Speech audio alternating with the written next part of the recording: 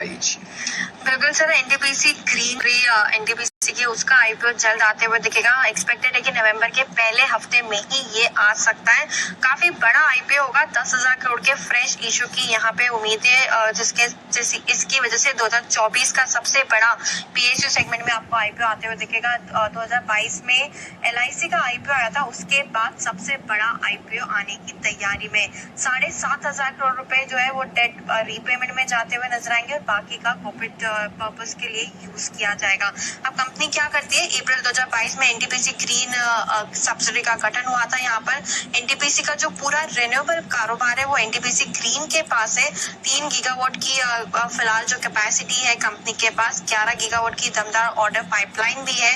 FY27 तक 20 gigawatt की क्षमता पहुंचने का यहाँ पर अनुमान लेके चल रहे हैं और 2032 तक ये 20 की जो कैपेसिटी है वो 60 गीगावाट होने का लक्ष्य है।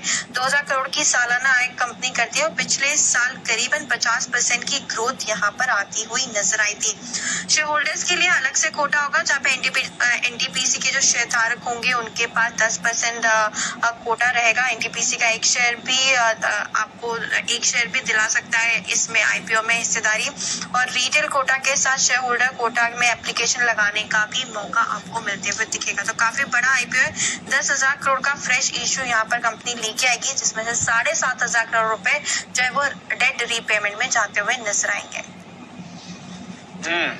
एनटीपीसी ग्रीन आईपीओ के लिए तैयार हो रहा है। नवंबर तक का आईपीओ आने की तैयारी आपको दिख रही है। आप देखते हैं एक और रिन्यूएबल एनर्जी कंपनी तैयार हो रही है। एक बार चोपड़ा साहब से भी स्पेस पर राय लेते हैं। चोपड़ा साहब, काफी एक्टिविटी बन रही है। टाटा पावर पिछले 2-3 दिनों से एक्टिव है। एनटीपीसी पर नजर है। एनटीपीसी ग्रीन आ रहा है और रिन्यूएबल एनर्जी तो खैर एक बज़वर्ड है ही।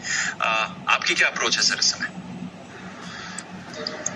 दीप, मैंने ये बात कई बार बोली और आज फिर बोलता हूँ कि India is a power hungry country और निश्चित रूप से अगर भारत की अर्थव्यवस्था को 5 ट्रिलियन जाना है या 10 ट्रिलियन जाना है तो वो पावर के बिना नहीं हो सकती।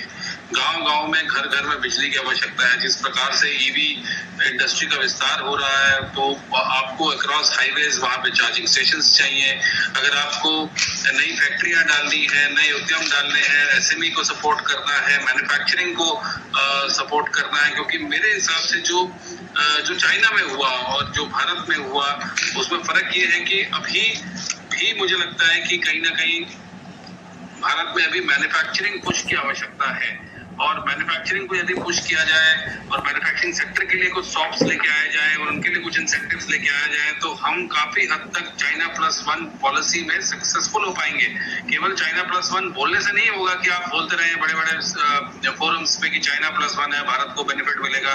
भारत को बेनिफिट तब मिलेगा जब बॉटम ऑफ द पिरामिड को सपोर्ट किया जाएगा, एसएमई क्षेत्र को सपोर्ट किया जाएगा। जो छोटे छोटे उद्यम हैं, छोटे छोटे बिजनेसेस हैं, जो एक लेथ मशीन लगा के काम कर रहे हैं, वहां पर आपको इंसेंटिव्स देने होंगे। तब जाके इंडिया एक बहुत बड़ा मैन्युफैक्चरिंग बेस बनेगा और वो टॉपल कर सकता है चाइना जैसे देशों को। और अगर आप टेक्सटाइल की बात करें तो बांग्लादेश जैसे देशों को। बांग्लादेश भी बहुत छोटा देश होने के बावजूद बहुत आगे चला गया टेक्सटाइल में। अभी तो खैर वहां थोड़ा अनरेस्ट चल रहा है, मगर निश्चित रूप से उसने भारत को हिलाया तो है। काफी क्लाइंट बेस हिले हैं भारत के।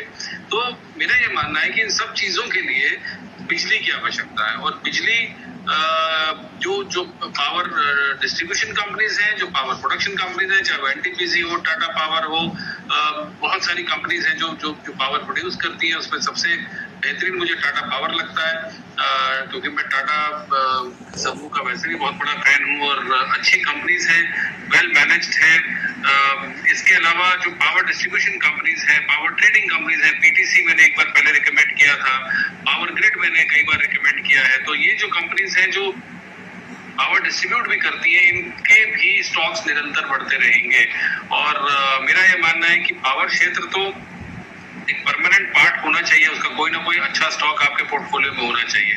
दूसरी बात, अब जो ग्रीन एनर्जी की बात हो रही है, ग्रीन हाइड्रोजन की बात हो रही है, बहुत सारी कंपनीज काम कर रही हैं इसके ऊपर। अदानी ग्रीन, इवन रिलायंस इसके ऊपर काम कर रहा है और एनटीपीसी अब ग्रीन एनर्जी की बात करते हुए 10,000 करोड़ का आईपीओ लेके आ रहा है। तो ग्रीन एनर्जी भी अब एक ऑल्टरनेट एनर्जी के रूप में खड़ी हो रही है।